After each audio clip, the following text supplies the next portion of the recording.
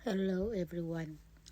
Kauuwi lang ni Ate Red, galing ako nakipag-date kay Mami Selvia at busog na rin ako dahil kinain ko na yung isdang paksiw na binigay niya sa akin at binigyan din niya ako ng fruit salad, no? At binigyan din niya ako ng saging na saba, no? Pero yung saging na saba, doon ko palagay kasi pinag-isipan ko pa kung anong gagawin ko sa kanya.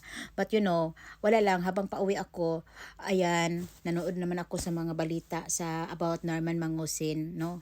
Talagang ako talaga, ewan ko ba talaga, na talagang na-obsess ako sa iyo Norman, no? Dahil iba talaga yung power mo dong, talaga. No, iba talaga yung power mo, talaga as in talaga. Talagang nakakainit talaga ng wala, ang lamig dito sa Japan pero talagang uminit talaga yung dugo ko lagi talaga na talagang yung mga I don't know. Wala ka naman ginawa sa akin. Wala ka namang wala naman tayong we are not connected to each other. But talaga yung alam mo yung kung everyone kung masubaybayan niyo yung kwento nitong ni si Norman Mangusin talaga, talagang masasabi mo talaga na it's a big it's a big scam. It's a big scam talaga, no? And then it's not all about na nagpapanggap siya na isang Marcos, and talagang the way din siya magsalita everyone to the other people, napaka-rude, napaka-bastos, mapanghamon. Alam mo yung ganun na talagang pag nasa live siya, pag tinitingnan mo siya, pero wag kayong manood sa live niya dahil baka magkapera pa siya, magka-views siya dun.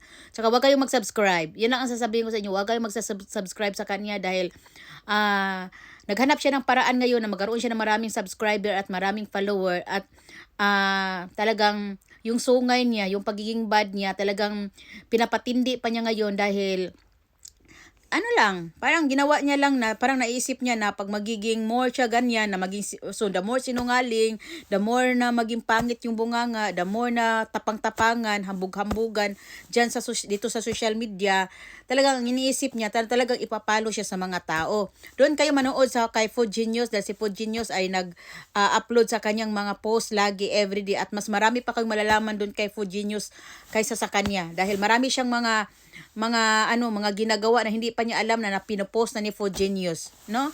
So, talagang ito lang talaga. Ang dami niya nang hinahamon, dami niya nang pinagsabihan ng hindi maganda, marami nang nagdidemanda sa kanya, at marami na siyang kaso, at ngayon nandiyan sa Heritage. At ang masasabi ko lang talaga dito everyone, no? Kasi para sa akin naman talaga, yung si The King ay nagpunta doon sa Heritage. Oo nga, parang si The King ay parang sa Bisaya pa ba, nanulong ba? Sumusugod ba? So, but para sa akin, ito naman talaga si Kulaong, number one talaga ang problema. Baka madamay pa ang Heritage, magkaroon pa. Kung ako sa Heritage, no, itapon nila yan sa diyan sa labas. Yang si Norman. Kasi yan ang nanghahamon yan ang nagtatawag 'di ba? So, baka madamay pa kayo diyan. Kasi ang dami niya ng mga kalaban. At diyan siya nagtatago sa likod ng mga guard, no?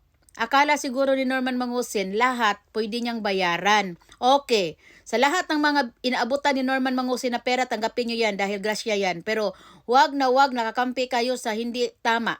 Yun lang talaga ang masasabi ko.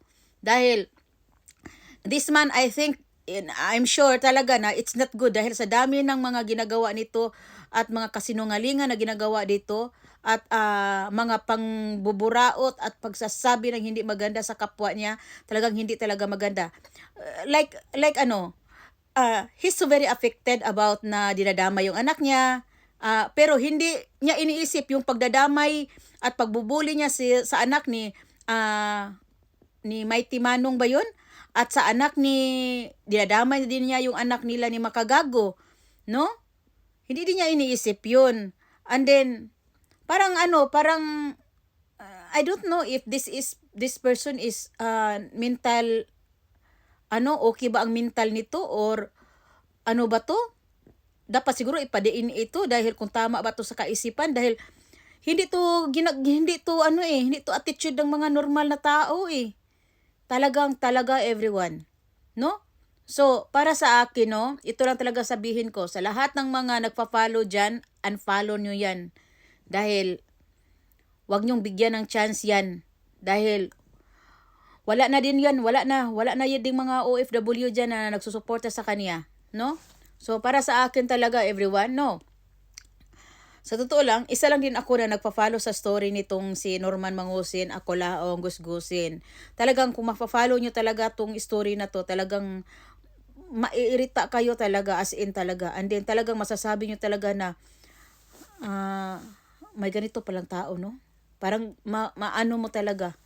And then, grabe ang kahambugan, my God, ano ba yan? Talagang, hindi bagay sa itsura dong, Ginoo ko. Nasistress ako, lalo na pag maghambog-hambog, magpiling-pilingon. Lalo na pag sabihin niya na Marcos, saan banda? Huy, maisip ko lang talaga ang itsura ng Pacifico Marcos, may itsura, gwapo man yun. Uy, bakit nakaanak siya ng Norman Mangusin na Francis Leo Marcos, bakit ganito itsura nito, uy? Na, dapat mayayaman, dapat mukhang naliligo. Lagi, ito si Norman Mangusin, parang, oh my God, ano yan? No? Ang inintay ko lang talaga ang pagbabalik ni Dong Makagago. No? Dahil nagbabakasyon pa sila. Dahil alam ko talaga na talagang marami talagang i-interview yun. Excited ako talaga. And then, yung kailan ka matimingan na maaresto ka talaga. Yun lang talaga ang inintay talaga. But anyway, everyone, this is Ate Red. Wala lang.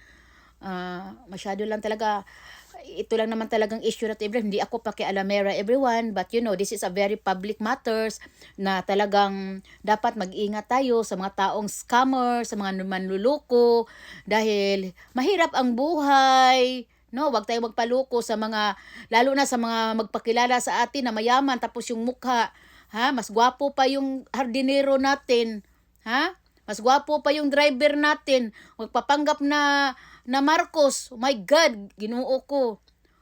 Buti na nagyabang-yabang siya sa harap ni Madam Imelda Marcos noon, no? Baka buti lang, no? Hindi siya inano ni Madam Imelda, no? Nakita ko nga yung mukha ni Madam Imelda habang nagyabang-yabang siya sa mukha, na sabi niya, si Lisa Marcos daw, nahiram daw sa kanya ng 14 million. Parang si Madam Imelda, naawa ako sa mukha ni Madam Imelda, para si Madam Imelda natulala. Parang, my God, sino tong ulupong na to? Tikbalang na to na magsasabi na nangutang yung ko ng 40 million. Lord, saan to galing? My God. Ewan ko lang talaga, abangan na lang natin ang susunod na kabanata.